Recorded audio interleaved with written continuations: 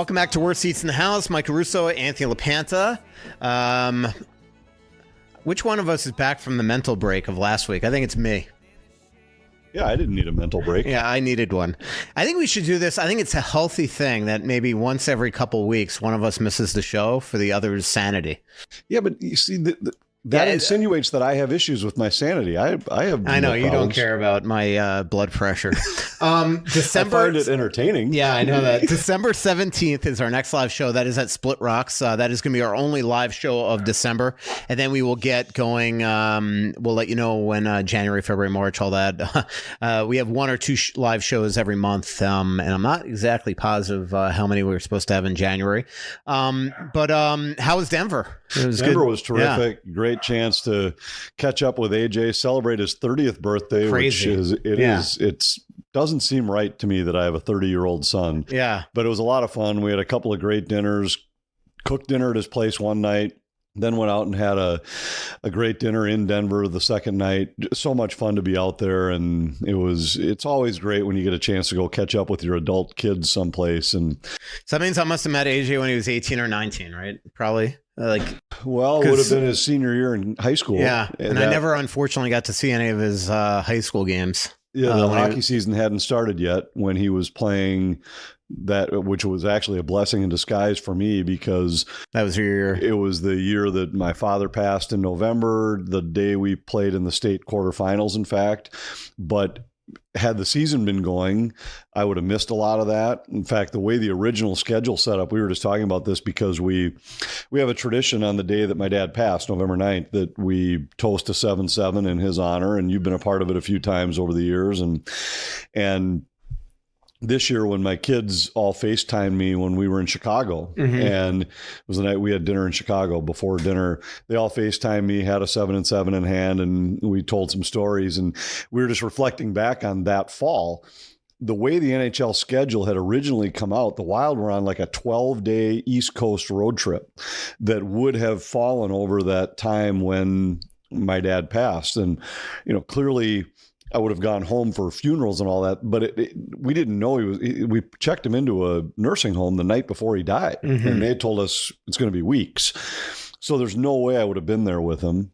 And I would have missed a lot of AJ's football that fall. That was special to be there with he and all his buddies. And you've met a lot of those guys now. It was really cool to not have to miss any of that. And it was all only possible because the NHL season was on a lockout and didn't start until January 2012. And so then I think you probably went and saw AJ play basketball and baseball maybe, but I don't think so. But it was that. The next year, then it was after he was at St. John's for a year that we had our first trip to Vegas together. And I went to Vinny's graduation. That was fun. His graduation party here. That was the night, Memorial Day. The Sunday of Memorial Day. Yeah. Right. Where you walked in at 6 a.m. and asked who was pitching for the Royals that night. Shower up and go to Twins Live. And it was like I remember it was like a noon start. I'm like, I am waking up for Twins Live to just see what, it might have even been earlier, right? It was a day game. I know that. It was, I know there wasn't a lot of sleep when leaving the bonfire before the game. Yeah. But it was funny. And we had done the same literally thing. At 6 a.m. You turned to us as we are leaving. You're like, can you Google who's pitching for the Royals? Yeah, and we had done the same thing the year before on AJ's party was on the Sunday of Memorial Day weekend. And so then when Gianni graduated, one of my producers, Vanessa, who you know, she was producing Twins pre and post game shows at the time. And about a month prior to that, she said, and just so you're aware, I requested Memorial Day weekend off because I do not want to be working that Memorial Day show when you come in after a grad party from the night before. And we ended up, I think we maybe did her party on a different day anyway, but those were a couple really fun times. And so anyway, this circle back, it was really fun to be out there with AJ and his girlfriend, Ariana, which, that's caused some angst in our family that there's another Ariana in our world, but it was really fun. We went out to a couple of good spots for drinks. It'd be weirder if his girlfriend's name was Margot. Well, that would be weird. And it would be really weird if it was we got some other stories with that, but Ariana LaPanta is a little pissed protective of her name, and now there's another Ariana in the world, so in the fold, in the family, and here for dinners and everything. Yeah, we're gonna have to negotiate. There's gonna be some, it's like when a guy gets traded to a team and wants his jersey number, and has to buy it from whoever has it. So maybe Ariana can flex her muscles a little bit and get something out of the deal. Does Margot like that scene from Christmas Vacation where Julia Louis-Dreyfus plays Margot, and the husband at one point is like, "I don't know, Margot. I don't know, Margot." It's been, that line has been repeated to her a number of times over the years in her presence. She doesn't like it. What's funny about this is the first date that Margot and I ever had, we saw Christmas Vacation. Wow. And so you knew it was kismet. Well, and I didn't know I didn't know anything about the movie. We hadn't even planned to go to a movie that night. We had gone to a happy hour and then decided to peel off from the group and go see a movie together. And it just so happened to be Christmas Vacation. It was just before Christmas in that the 1989. But by the way, I did not realize that right behind me is Ariana this entire time. Right. Yeah. So she's taking notes on what she thinks she might be able to get out of AJ's girlfriend, Ariana, to, if Ariana knew the number of times we've talked about her, the whole getting a new iPhone story, and the, well, yeah, didn't we out like her new boyfriend? On that show, and her old boyfriend heard about it on the show. Yeah, something like that. All right, let's talk about the team. Anthony, Monday we leave after practice for a 3-game road trip to St. Louis, Edmonton, and Calgary. In fact, before I leave, remind me to pack for that trip.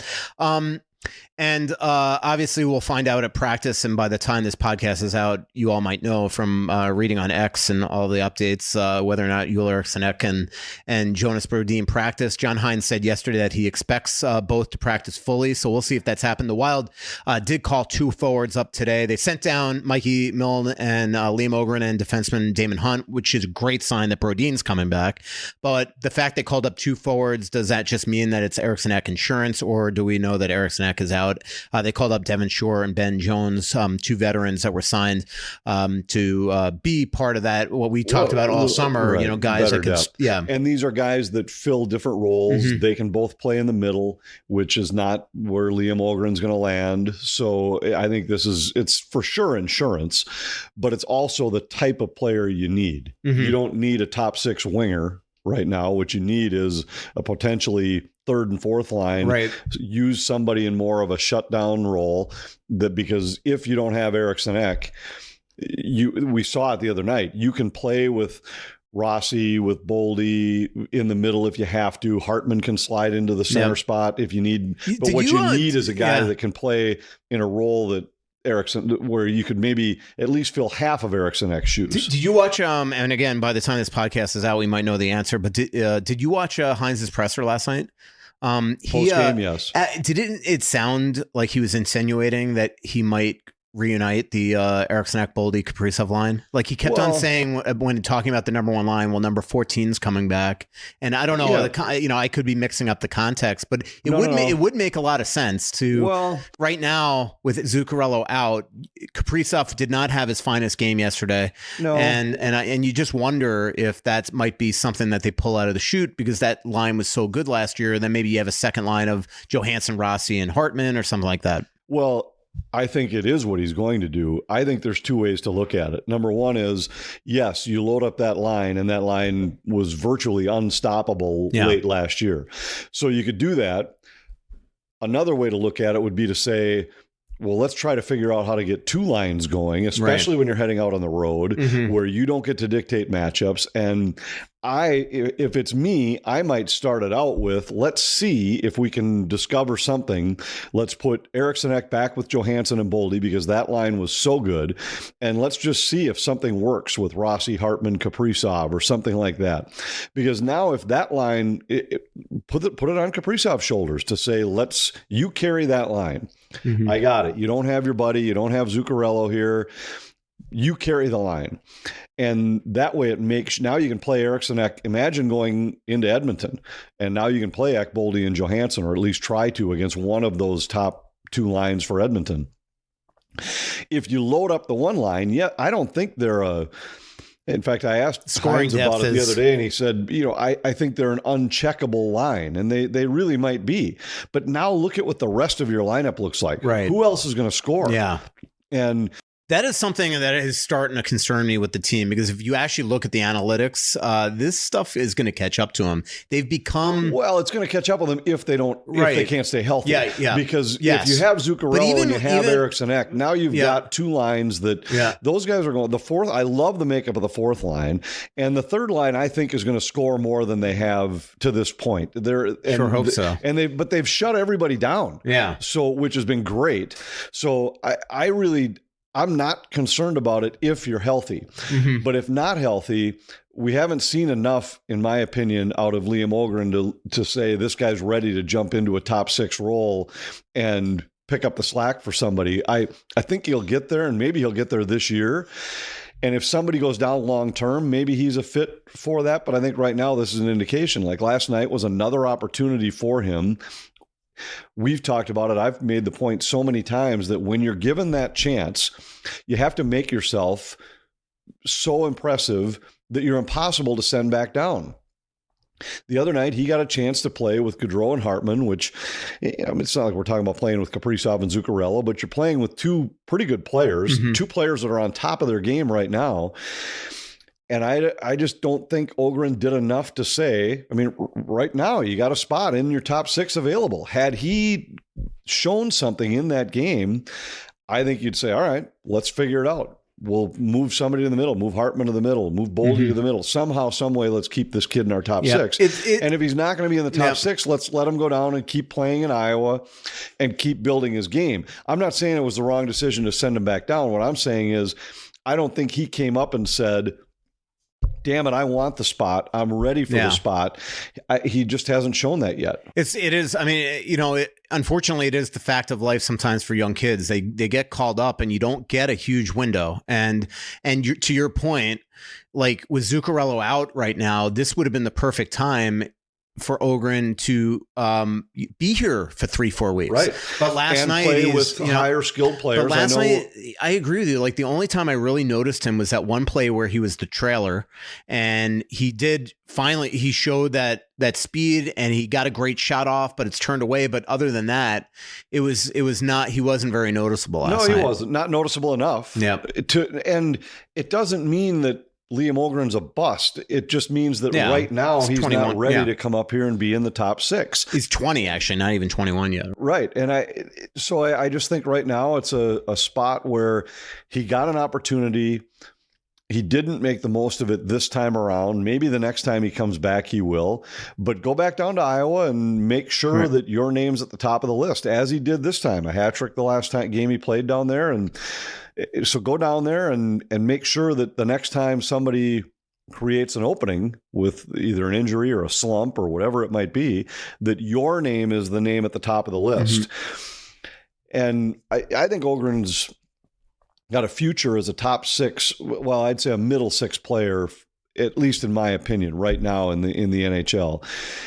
But he's not there yet. And this was a good chance for him in that game, playing with Gaudreau and Hartman, going to get a lot of minutes, some offensive zone starts, all of that kind of stuff. And there were a few times where you noticed him, but you certainly noticed Gaudreau and Hartman a lot more. Yeah. Let's talk about the homestand. Obviously, 3-0 winners over Montreal, a shutout by your guy, Philip Gustafson. And then obviously lost last night to Dallas. Talk about both games. First of all, I mean, man, we don't have to get into the gory details, but you just feel so bad for what's going on with Zuccarello and the injury that he has. And hopefully it really is 3 to 4 weeks and not longer, but it had to be just a, painful, awful experience. And at least as of yesterday, he was still hospitalized after the surgery he had. And then you lose Ek. Brodin, I think he was dealing with something in Chicago even before the game, if that's the same thing that kept him out. But they played pretty well that night for a team that had to grind out. I mean, that you lose two forwards back-to-back shifts, 7 minutes into the game. And then to have John Hines come up with 13 different line combinations the rest of the way. Dylan Laux and I actually went through the game sheets and figured it out during the game. And luckily, there wasn't so many more that he could do. It was 12 in the second period. Actually, it's 12 in the last 6 minutes of the first period after the injuries, and then the 20 minutes, and then luckily there was only one other one in the third. But for them to get 2 points out of that game and defend the way they did, very, very impressive.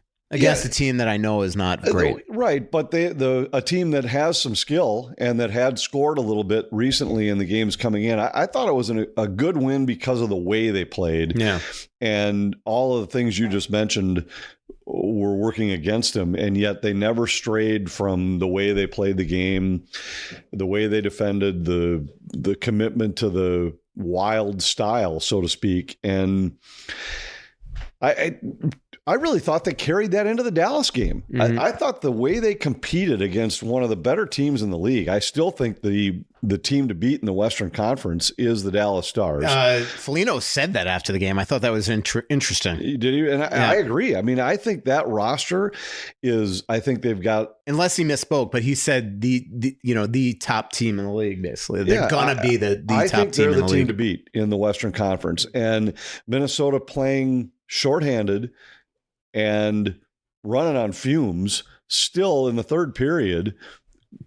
They were the better team for 20 minutes in the third period. And Boldy hits a post late. They had another good look that could have tied the game. And Wes Walls and I talked about it a lot during the broadcast, where it had a similar feel to the game in Chicago. Yeah. Granted, the opponent was a lot better, but where they were dead tired in Chicago, end of a long trip with a long day of travel, dragging for 2 periods.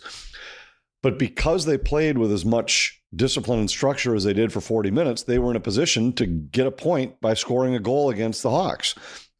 They were in that same position against Dallas. Now, unfortunately, Dallas adds a separator goal, and they can't even get the game into overtime. But the way they played was exactly how they have to play in any of these spots where you're missing key guys. And I really thought that was an indicator of a team that knows exactly who they are, exactly how they have to play. I was talking with Daryl Ray, their color guy, before the game, and he was asking me about some of the analytic numbers for the Wild. And he said, is it really possible that they're generating this few chances per game and yet have this record? And I said, yep. Flip to the next screen and take a look at how few they give up every night. And I said, that's the way they're playing the game right now. Mm-hmm. And we've talked about expected goals so many times on this show. And with Minnesota right now, they're giving up the third fewest in the league. I know they're only getting like the 28th most in the league, but if you're only giving up the third most, and now that 28th most number is deceptive when you have finishers like Boldy and Kaprizov, because that expected goals doesn't take into account who the guy is that's shooting the puck.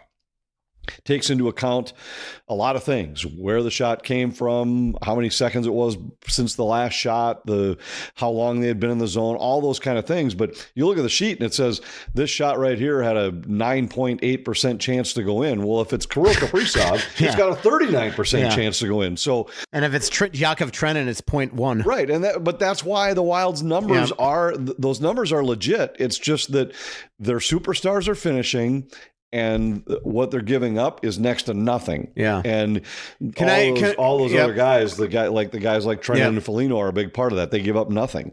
Before we take our first break, here's my podcast weekly complaint about JoJo. Like, come on.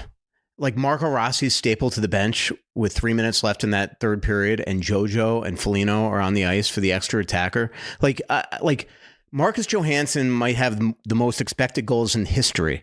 Okay, he's got a goal and 3 assists this year. One guy produces and the other guy doesn't. Like, it just feels like, and look, every everybody has these type of players where it just always feels like there's one guy that gets nitpicked to death.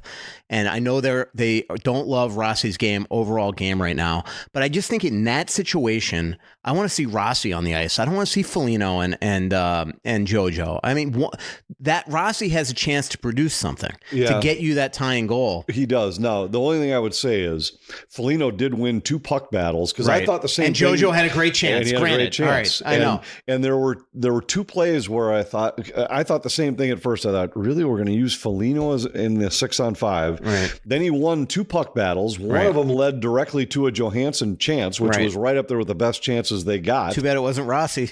But no, I agree with you on the Rossi being nitpicked. And believe me, we have our little conversations with John Hines away from the rest of the media. And I've asked him so many times about Rossi's game in those settings. I won't repeat what he says about it because they're off the record conversations. Right. But I keep looking at it saying, if you look at this guy, and I think I had a graphic in our game last night, Kirill Kaprizov's the only player on the Wild who averages more points per 60 minutes at even strength than Marco Rossi.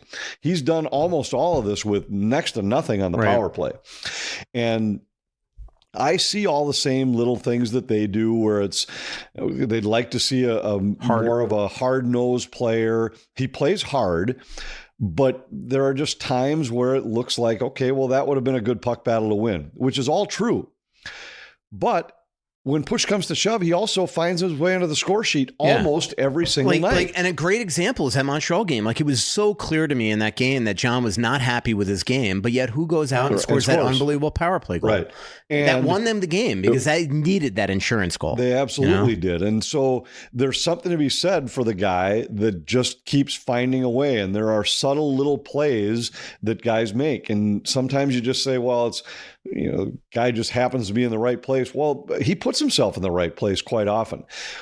Where I disagree with you is I just don't. Johansson's game has been really good, and I don't think that. I just think in that situation, maybe, but I wouldn't have minded him on the ice. But I for sure would have had Rossi in my 6 players, and Johansson's game. I went and looked at it again after we talked last week, I think, or last show.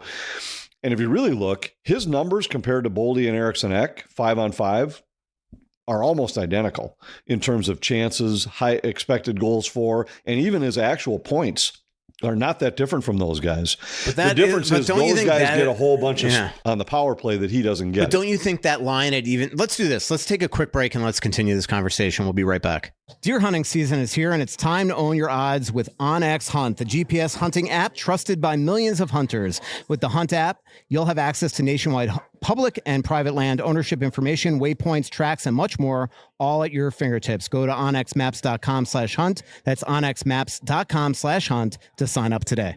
Get $250 when you switch to a Royal Credit Union checking account. Switch to Royal's Smart Checking account and enjoy no monthly fees or minimum balance, free mobile check deposits, and surcharge-free access to over 40,000 ATMs nationwide. Getting your $250 is easy. Open your Royal Checking account, receive 2 payroll direct deposits, and you'll receive $250.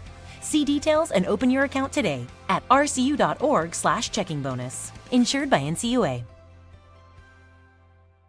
Back here, Worst Seats in the House, Michael Russo, Anthony LaPanta. December 17th is our next live show at Splitrocks, 7 p.m. All right, let's continue that. What we were talking about, JoJo. Like I get the whole expected goals thing, but don't you think that line, like your point of Eriksson Ek and Boldy not producing a ton at even strength right now, don't you think that's a problem? Like, we're talking about this line becoming suddenly a one-line team again.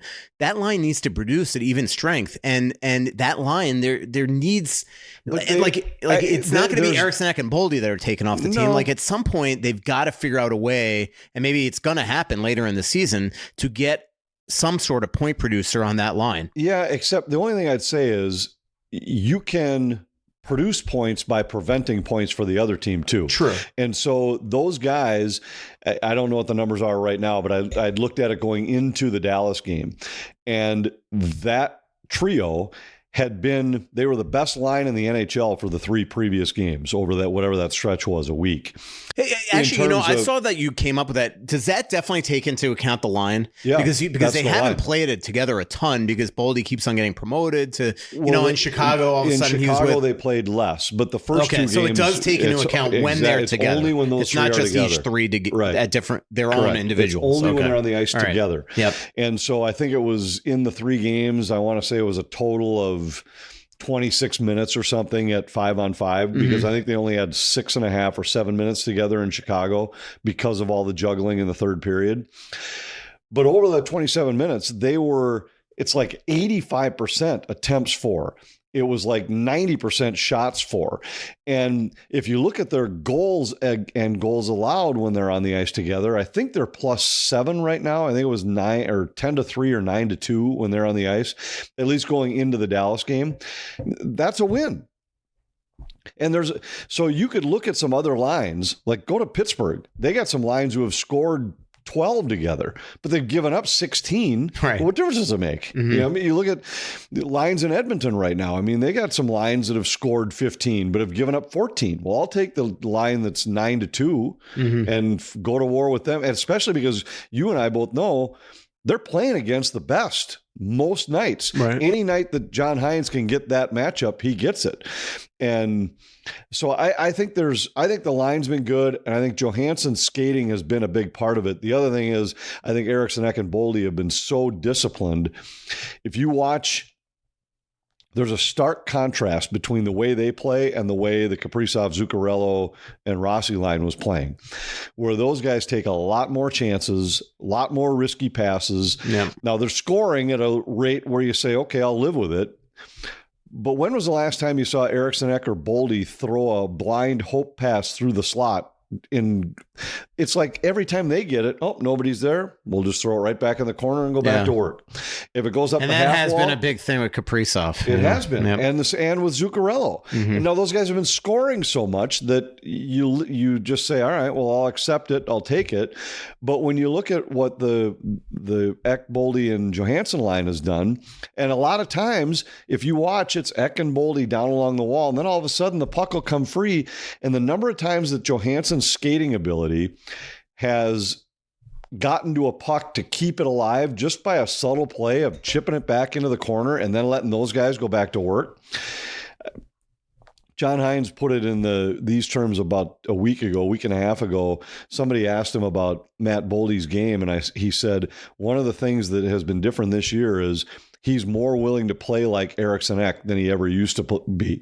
And I think when you watch it, that's exactly it. He's willing to go fight for the puck, protect the puck along the wall, and that's been his not big, try to force it. And that's been the big criticism about him from Bill Guerin himself in the playoffs. So that's and a now good sign. all of a sudden he does that, and we don't have anything. Well, I'll just throw it right back down and let Eriksson Ek go to war over there for a minute. And when he throws it back this way, I'll do the same thing. And eventually it leads to chances. It is amazing, that game last night, because if you look at the numbers, especially in the back half of the first period and parts of the second, the Wild, were outplayed, but at the end of the game, they're a Boldy post away from tying in and a couple great Jake Ottinger plays. Let's get back to Marco Rossi for a second. I mean, I'll read.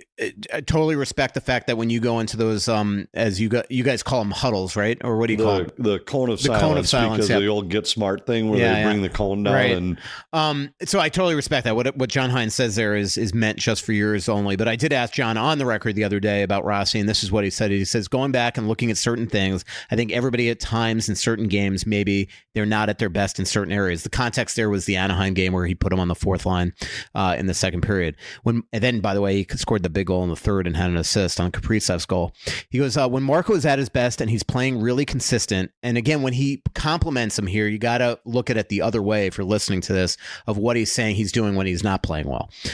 So when Marco is at his best and he's playing really consistent, his skating is a factor. I think his competitiveness is usually a factor. He's not the biggest guy, but He's in on puck battles. He's getting stops on the forecheck. He plays through guys' hands. He gets to the net front. I think he's a very strong two-way centerman. And the other areas where he's called upon in the D zone, particularly in and around the net, I think the box out and have competitive 50-50 puck battles in those areas. When he's on his game, he's very consistent with those. When sometimes he's off his game, it's not at that level.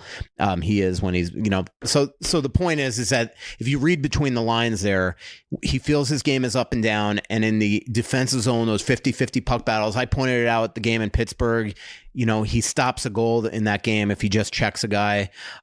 He's taken some penalties lately. So his game has been up and down, but there's a ton of guys on this team that have been up and down.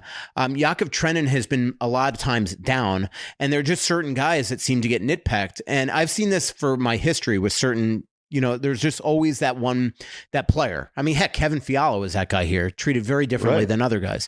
So I guess my point is that,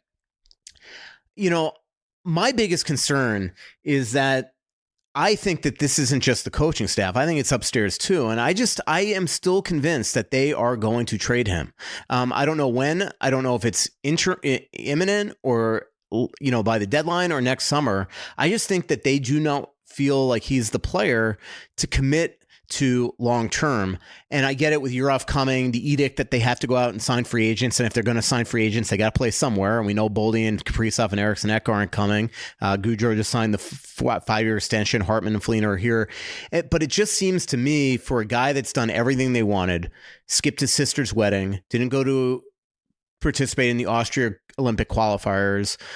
They asked him to get faster. He worked with Andy Ness all last summer. They asked him to get stronger. He worked with Matt Harder all last summer. He wants to win.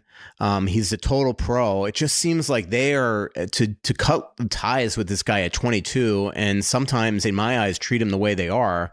I just think that they're gonna really regret this, and that's just. I mean, again, a lot of this is conjecture. If they force a deal, yeah, and I mean, you better get something nice back. You always fear that you give up on a player too soon, without a doubt. For me, I haven't. If I'm the general manager right now, and this is way over my head and probably way over either of our heads in terms of exactly, because you don't know for sure what is out there, what you could. We're not privy to the conversations about what somebody might be offering. Maybe it's David Jurasek, the kid from the right shot defenseman from Columbus. Yeah, I'm not ready yet to commit to Marco Rossi at a 7 or 8 year deal. I totally agree there. But I am ready to commit to him at some kind of like a bridge Cole deal. Perfetti bridge deal. For sure, a 3-year deal. I don't know what the number might be. $4 or $5 million a year, somewhere in that neighborhood for the next 3 or 4. And at the end of that, then see. Yeah. I think right now to trade him, my guess would be his trade value is not as high as it might be if he's signed that next deal. I agree with you, though. There are some times, and now I always am hesitant to judge because they see things very differently than the layman. No question. And you're more than layman than the average layman, but they, like a coach, sees things for sure that we will never see. And what I was about to say is that I always look at things from a coach's perspective. They're the ones that are with them every day. Mm-hmm. They're the ones that are on the ice with them at practice every day. They're the ones that are in every film session with them. So they know exactly what's been told to that player, what's been asked of that player, what's realistic to ask of that player. And there are times where the eye test might look like, well, this guy he didn't turn the puck over any more often than that guy did. But you don't know what his responsibility was on that play. Right. Maybe he was told, I don't care what happens. Do not make this mistake. We'll live with whatever other mistake you make. And I think your parallel conversation about Kevin Fiala is accurate, because I remember a couple times talking to Dean Evison about him saying, why is it just, and I said, I'm asking this not in an accusatory fashion, but last night, Kirill Kaprizov turned the puck over 6 times at the offensive blue line. Kevin Fiala turned it over once. And in the post-game press conference, that was the turnover you alluded to. That was, you called him out for continuing to turn the puck over. And he said, I think there's a difference. Kaprizov turns it over at the blue line most of the time because he's trying to make a play or he's trying to make a pass. Fiala's doing it where he's trying to go 1-on-3. That's never going to work. And so I thought about that for a minute because my follow-up to him at the time was, well, but either way, the puck's going the other way on an odd man rush and I'd argue that if Kaprizov's trying to make a pass to Zuccarello, now both of them are in behind the play. Yeah, I totally agree. And he said, when I talked to him the next day, he said, I thought about your question. And he said, because there's no chance of success. So yes, Kaprizov's didn't work that night, but we've also seen it work, let's say 40%, well, 30%. Here's a good example. Like the pass that Kaprizov makes to Zuccarello in San Jose is that pass that we were talking about before that's a lot of times turned over. But when it works, man, it's the greatest play in the world. Right. And he said the Fiala plays have zero chance to work. Yeah. He said, I have yet to see him go 1-on-3 at the blue line and wind up with a chance the other way. And so then you start to think about that. Now, I'm not saying that's the kind of mistakes Marco's making, but it's a similar situation where you got a coach that really, he understands exactly what they've been asking of the kid. So maybe there's something there that we're missing. Maybe there's something that they've said, Marco, we need this. If you do nothing else, do this. And he wouldn't be the only one. They've had those same conversations with Marcus Foligno, with Yakov Trenin, with Freddie Gaudreau, saying, this is what we need from you. And Foligno and Trenin have had that conversation a couple times this year. And I know they've had it with Gaudreau. And so I don't want to get into the details of exactly what was told to them or what was shown to them, but they've had those same conversations. And it might not be how many points you get tonight. In most cases, it isn't.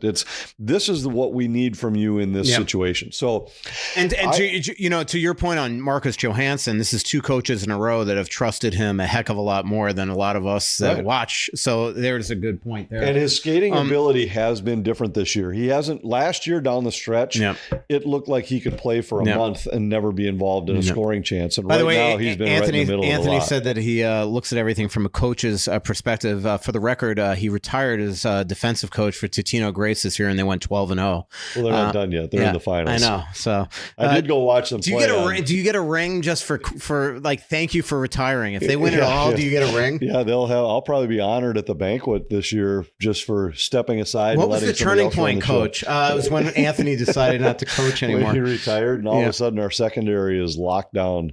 Kaprizov last night, a lot of trouble handling the puck. Are you concerned that slash he got from Savard has effect? I actually think it was more just that he felt like he was, I thought he looked like a guy trying to do too much. Yeah. He looked like a guy that was, I'm going to figure out a way to score. I don't have Zuki with me on the ice tonight, and I thought he just forced some plays where I think like those two plays where he throws it, wall to wall in the ozone, where Zuccarello would be there, and and the other guys are like, nobody's going to try and make this pass. Exactly. Gus Bus leading the league in goals against average, tied for the league lead in save percentage. People out there, some idiots are trading him in fantasy. I can't believe those Others lucky have people. Seen the analytics and spotted this a couple weeks ago and said, "This is the guy I want." No, he's been good, really good. Yeah, and you can tell. I think early in games, when he's totally on know or not. Yep. And he's out on top of the crease. Yep. You look at the saves he made early in that Montreal game, and there's no rebounds. Like that game in Philly, we all knew what was about to happen that game. You could tell, frankly, in warm-up that night. But you could tell early. And look, Philip Gustafson's he's a different guy. He just has a personality I've not seen before. I mean, I'm trying to think of other goalies. I mean, Ilya Bryzgalov was way out there. Yeah. But totally different than Gus. Yeah.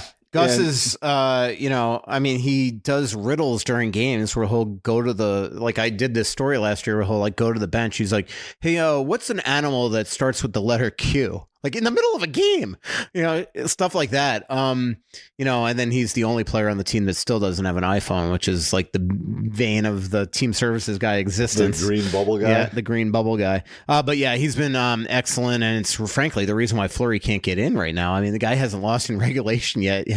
He barely plays. And I assume that Gus is playing in St. Louis because he's got to try to, get a goal streak there.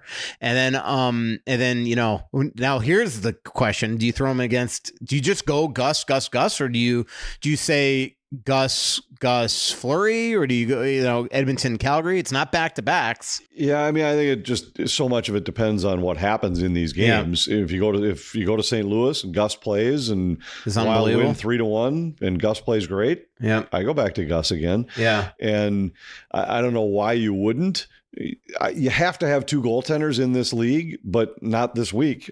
Yeah. As you hope. get 3 starts out of him.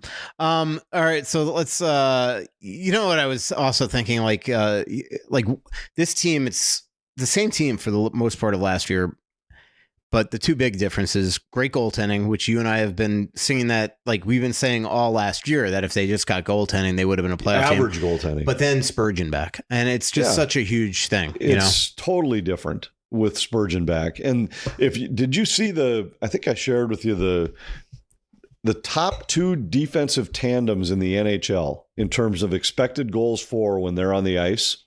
I know one's Brodin and Spurgeon. Who's the other? Brodin and Spurgeon. 2 is Brodin and Faber. So it's. I just think you've got a top 4 that is so special right now when healthy. Yeah. And we were looking at it because how are you going to fill the shoes or the skates of Jonas Brodin? Because it just doesn't matter. You put this guy with anybody, and he is on top of his game. So if you can keep those guys healthy, you can win with the structure, and that all of a sudden makes up for so much that you might lack in terms of scoring depth. But the other thing is, the other difference between this club and last year's is they're a deeper team. And I know that sounds strange when you say they've made so few changes, but they added Trennan. I know he hasn't done much offensively, but it's another big, sturdy body that has, at times, the line with he and Foligno on it has changed games. When you put him on the 4th line with Husnudinov and Lauko, they've been effective. The second thing is the Lauko addition. Trennan would be a great addition if he was 2 times 2. But I love. I'm just saying. I love Vinny Lettieri as a guy. This was a great trade for the Wild to bring Jacob Lauko in, or Jakob Lauko. Vinny Lettieri's not cut out to be a 4th line guy and a penalty killer. Lauko is. You didn't have Liam Ogren last year. So the team is much deeper, even though the changes were subtle. You've just got those guys, and now they got a different type of player available to them coming from Iowa. We'll probably see a little bit of that on this road trip with the injuries they've had. You got Ryan Hartman in the middle of your lineup, that he has proven that he's capable of jumping up and playing in the top 6 if you need him to. So they've just got some more flexibility than they had last year. Even with just subtle changes, they became a lot deeper. And then you're right, you add Jared Spurgeon healthy, because now you get the same thing on the blue line. Now, when a defenseman goes down, you're throwing John Merrill or Declan Chisholm in there. John's made the point so many times, we don't have a 7th D, we have 7 defensemen. Mm-hmm. And they do. Merrill's been good. Chisholm's been fine. And Damon Hunt is number 8. Can't get in the lineup right now. And so you're just a deeper club in both at the forward level and the defenseman level. Let's take a quick break.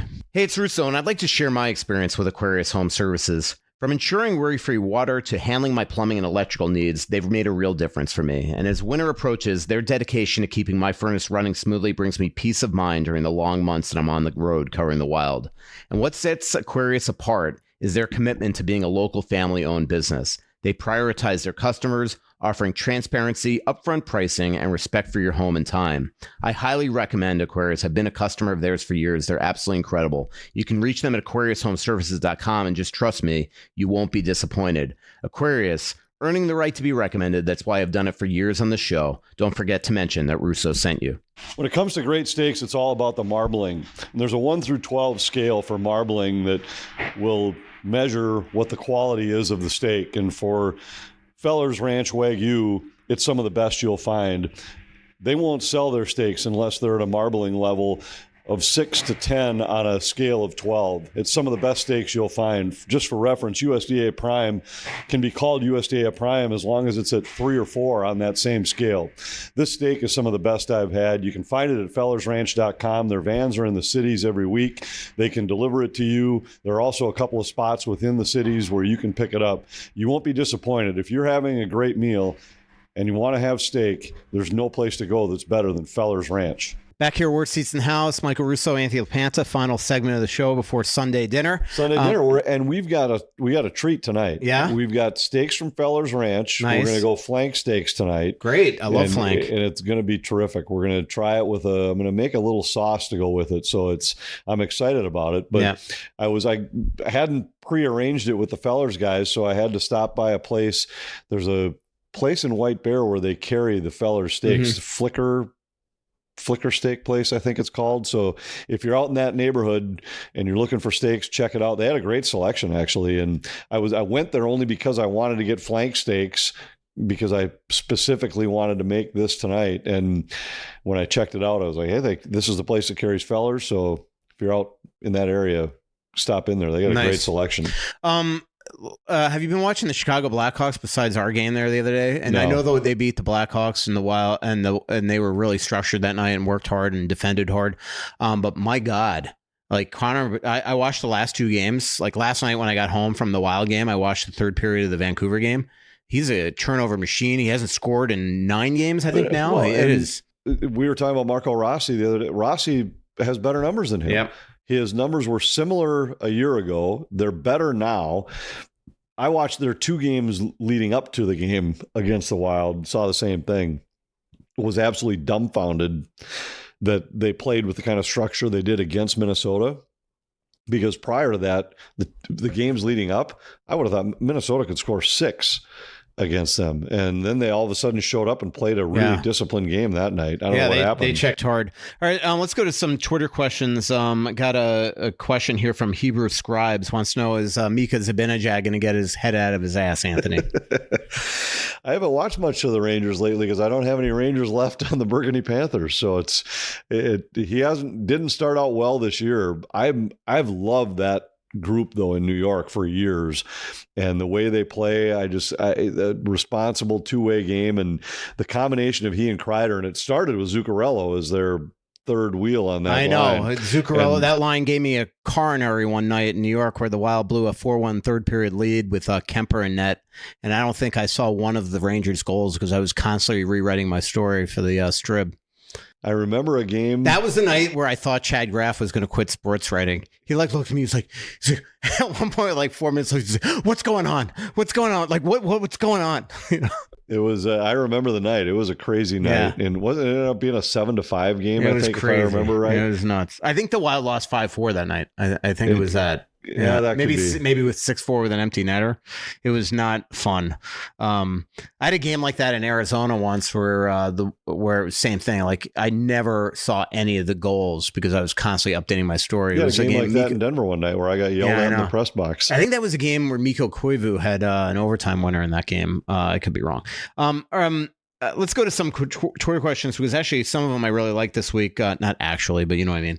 Sam said, what happens to Wallstadt's apartment that he was told to get before the season starts? Does he rent it out to other call-ups when he does? I don't know the answer to this, but my gut says is that they're putting up in a hotel in Iowa and he's paying that. So it's sort of like if he was in Iowa, he'd be paying his own place. So, and then if they called him up here, they'd be putting him in a hotel. My guess is it just sort of evens out and that he's just paying for his place here and then putting him up in a hotel. That was supposed to be like, I don't think they envisioned that he was going to be there this long, but that was what Bill Guerin said before the season was that on his trips to Iowa, they were going to put him in a hotel. Now he's been there for a while and might continue to be after giving up 8 goals last night.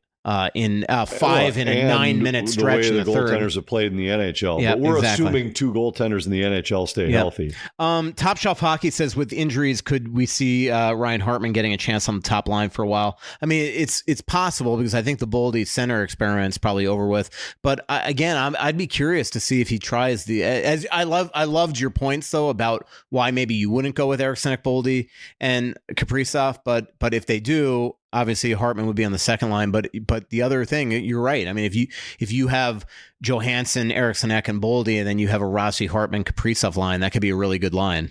So yeah, I think my guess is they'll start with the Eriksson Ek, Kaprizov, and Boldy line. I thought it was evident that Hines wanted to start with those two guys together and throwing Boldy in the middle to make sure that they were together.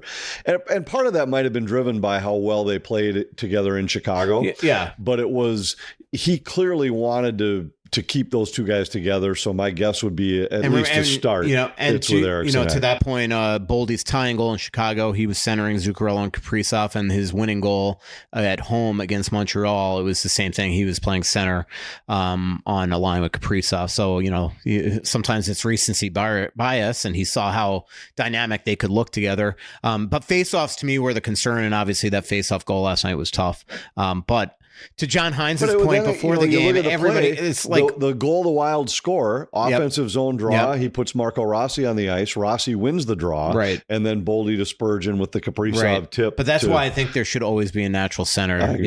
And it's very different. Wes made an interesting point on the broadcast last night because Boldy's faceoff numbers in his career have been good. Been between 55 and 60 every year. And he said, there's a big difference when you're the winger stepping in than if you're 100%. The center. And he said, because a lot of times the other guy relaxes thinking, okay, I got a winger here. I can win this easily. Well, think about instead of the first time you're digging in, now it's against Jamie Benn, and he's like, let's think go. About the game 3 of the season, the last goal of the first period against Scheifele. He's the center on that play. The shift before against Lowry, he goes in there because Hartman's kicked out, and he wins the draw cleanly, and that was in John Hines' mind, and that's why John threw him there. And there's a good example where it's like, Lowry as a winger, you were tougher. Yep. Jackie says, this is a good question. What part of Murat Husnadinov's game has to progress for him to see a top 6 minutes? I don't see a guy that naturally makes plays, Anthony. And that's the thing. Like, I've gotten a lot of this lately of why don't the Wild put him in like with Kaprizov and stuff. And it's just like, he has no goals and 2 assists maybe. Like he doesn't, I know he's playing with fourth liners, but he doesn't naturally he doesn't create anything. Yeah. I really like the way he's been playing. His speed's been evident, and he could have a really nice NHL career, but I think most of it's going to be spent in the bottom 6 in lineups. Joseph asks, what's the status of Damon Hunt getting playing time? The bottom pair has really stepped up, but it feels like they need to get a look at what Hunt's ceiling might be. I think sometimes John Hines looks at it as like, all right, look, Chisholm and Bogosian and Merrill are going to be part of the team the rest of the year until one of them's not. I'm going to always go to one of them before Damon Hunt because then you lose that guy. Chisholm was coming off some really good games to then just throw Hunt in there. I thought Merrill really struggled last night, the first 2 periods. And, that's why, if Brodin wasn't coming back, I wondered if they would make that move and put Hunt in for Merrill against St. Louis, especially because Hunt's only game this season was in St. Louis. But obviously, I think the fact that they sent Hunt back means Brodin's coming back, which is only a good thing. And then I would assume the third pair in St. Louis is going to be Chisholm and Bogosian with Merrill in the press box.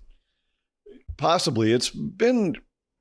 John's gone back and forth from those 2 guys. I didn't think it was Merrill's best game against Dallas, no doubt. But that was one of the stiffer tests that any Wild defenseman have faced. Yeah. That Dallas team's good. It was the best team the Wild played in weeks. I agree. Maybe since playing Winnipeg the third game of the year. Yeah. I mean, I guess you'd have to throw Florida in there. But to me, they're Dallas, struggling now. They are struggling. And I didn't think they were great when the Wild played him. It was Kachuk's first game back. And even Winnipeg, I didn't think was... They didn't look like anything special when the Wild saw them. Little did we know that they were on their way to the best start ever. Right. Couple losses in a row now. Yeah, but I think it was Chisholm's game's been good too, but neither one of them. I wouldn't say Chisholm's been great. Yeah, he's been good, and I wouldn't. We won't see if Merrill's out of the lineup in St. Louis. It won't be for long. Yeah. And as John says, he doesn't feel like they have a 7th defenseman. He feels like they have 7 defensemen that can play. That's been his quote.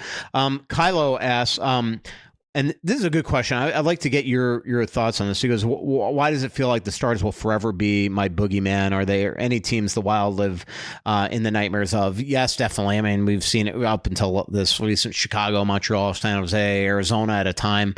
But to Stars, this is not just recent. This has been for the history of the organization. There was a time where the Wild couldn't beat Calgary, and then that changed very much. But for as long as I have covered the team, Dallas has usually beaten the crap out of the Wild. Well, there was a stretch where Dallas always won in Dallas and Minnesota always won in St. Paul. And then when Dallas beat them in the playoffs, from about that point on, it's felt like they were the big brother all the time. And that year, you're talking the first playoff one. Yeah, the John Torchetti year. Dallas was better. And then Minnesota got crippled with injuries, as they always seem to whenever Dallas is coming to town. And it happened again now this time. I just think this Minnesota team's better suited to compete with them, where last year it was so one-sided. Granted, the Wild were missing so many key guys, but they were never in any one of those games. And this year it just felt different. So, but I sure love the way Dallas built their team. And boy, did they hit on some late first, second, and third round picks. Yeah. When you look at the guys they have, it isn't just because they were picking in the top 5. They hit on a number of guys. I love Stankoven's game. Robertson for a second round pick. Johnston, I think he was maybe the 25th overall or something like that. They've got a lot of guys that were picked that were not picked. You know, Heiskanen was third overall. Heiskanen was third overall. I still wonder, like, as great as he is, man, if they had just gotten Makar, could you imagine how good they'd be? They probably have a cup by now. Honestly, and they might get one this year with this team. And speaking then you of Makar, in there. They are back, by the way. Colorado, they're starting to play well. Although Carolina, it was Carolina that beat them the other night. Somebody beat them over there. Carolina, I think. It was right. Could have been. And Carolina did just beat somebody 4-1, and then got beat like 4-0 the next night. It was in Colorado, and I'm telling you, Makar, McKinnon, and Rantanen have been unbelievable. Like Makar is just like, he's going to lap everybody in the Norris if he stays healthy. And that's been the thing with them. It's like they were always like, if one of those guys gets hurt, but they haven't, and they've kept them afloat. And they play like 24 minutes a night. Yeah. It's crazy. And Kaprizov, as hot as he's been. He's their Marcus Johansson. Marcus played 21 minutes the other night against Dallas. When I look, and Kaprizov will have another multi-point game, and you fully expect, okay, next game we're going to be talking about a guy who's leading. Nope, he's still 3 behind McKinnon. It's crazy. And we feel like we have never seen anybody score like he's scoring right now, and McKinnon's scoring faster. But McCarrs might get 100 points this year. Luke Christensen says, for both Michael and Anthony, maybe we'll talk more about this next week, but looking too far ahead from 20 games for fun, who do you think the Wild should target? We should go through that next week and say, go through the if you were going to get a top 6 forward at some point before the trade deadline, if they could accrue cap space, would, Taylor Hall, Brock Nelson, who we should go through who some of the candidates are. So let's actually do me a favor, Luke. I'll keep that in my likes, but I like so many things that I might miss it. So send that again for next week and we'll go through it more. In your likes? Yeah, in my likes on Twitter. You don't like anything, do you? No, I don't think I've ever liked anything. This is how I bookmark things. Oh. Yeah. Like here, JP Seidling says to A Money 2750, God, you must be miserable. So I liked it. Why? Because I thought it was funny. Because the guy is miserable. The guy is the most negative Wild fan ever. So I had somebody ask me about a new social and media. the way that I like it is now Jay Seidel knows that I'm acknowledging that without replying. He knows now. So what's the new social media thing? Blue Sky. Somebody asked me if I was going to join Blue Sky. So Blue Sky, I think has been around for a while, and the Athletic asked us to join it, and Talk North asked us to join it. Apparently, you didn't see the email. And the only reason why I don't need another social media. Like, I'm on Threads. All I do is post my stuff there. The only reason why I do is truly because of Elon people are abandoning Twitter and they're going to Blue Sky. They got like 20 million in 1 week the last week. And so all of a sudden, the only reason why I decided, like, all right, The Athletic and the Talk North asked me to do it is that I actually looked at my followers numbers and I went from like 205,000 to like 199 in like a week. And I'm like, if these people are really quitting Twitter, well, I mean, from my job, I got to show them where my articles are. I got to, you know, so that's the real reason why I joined it. So essentially what I do is during games, I'm tweeting, but then I'm copying and pasting my tweet and putting it on Blue Sky just so, and I've already have like several thousand people on Blue Sky. So to me, it was like, I'd be a fool not to do it.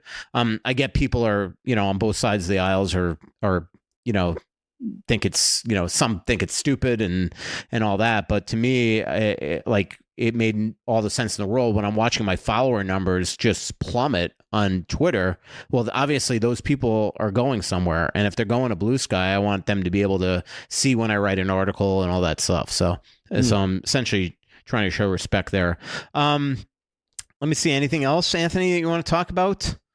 How excited are you about this trip? Are you going curling in Edmonton? No. My knee hurts. No, I can't go. Yeah. Shocking. That's a shocking development. I'm excited. Yeah, I'm excited about the trip. I always love having an off night in Calgary. Going to catch up with some old friends in Calgary. Edmonton, I have no idea what I'm going to do. You know what's disappointing? I just started digging around to say, I got to find something else to do in Edmonton because curling used to be it, but we don't have as many people traveling with us anymore. Springsteen is in Edmonton the night before we get. I know that. They were just in Calgary last night. And I was like, what are the odds? Crisscross. Yeah. This would have been perfect. So I missed that by a night. So I don't know. I might try to find some kind of live music or something in Edmonton. How cool would it have been to see Springsteen at the Saddle Dome, because it's such an intimate building. We would have had he would have had great seats. Great. I've seen him a couple times at XL. They would just let us sit in our broadcast booth because nobody would even be able to tell if it was Springsteen or Mick Jagger or anybody from how far up we are there. Yep, exactly. That is true. They might just let us in free. Yep. Well, good podcast. We'll have another one next week. Again, our next live show is December 17th at Splitrocks at 7 p.m. Anthony's going to get up and make some flank steak from us from Feller's Ranch. And speaking of that, thanks to our incredible sponsors joining us here from the Aquarius Home Services studio. Aquarius Home Services, your local authorized dealer for Connecticut water treatment systems, heating, cooling. They do absolutely everything. Feller's Ranch, OnX Maps, and Royal Credit Union. Talk to you next week, everybody. So much coming out.